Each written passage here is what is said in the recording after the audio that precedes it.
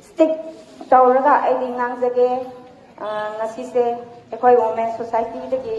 representative oina haibadi ngasi Tronaubi da thokhiba thodokta angang ani kari isu nataba apha ba phataba khangdaba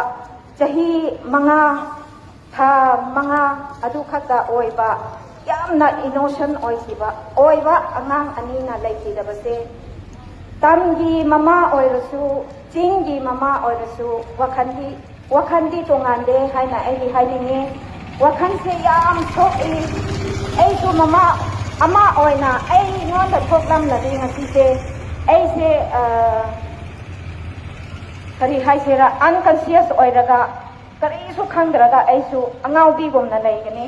ngasi nangi imong da thokasu adu mang thokani haina khalle ngasi mama ama oina yam nungai taba wakhan yam sokpa haiba tare hainingi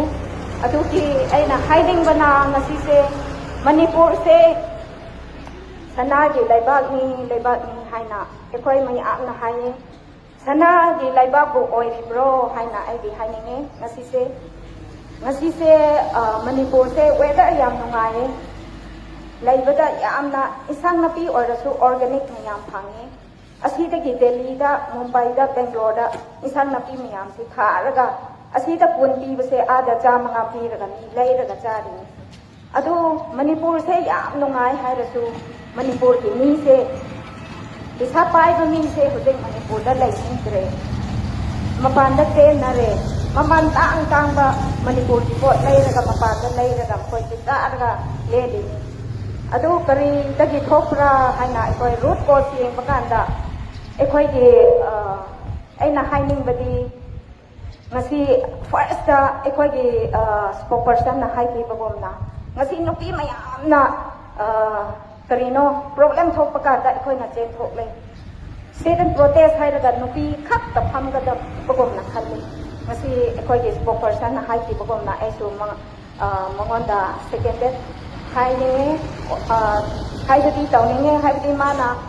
nupa mai amsu magi mathau laiye asida ekoi nupi khakta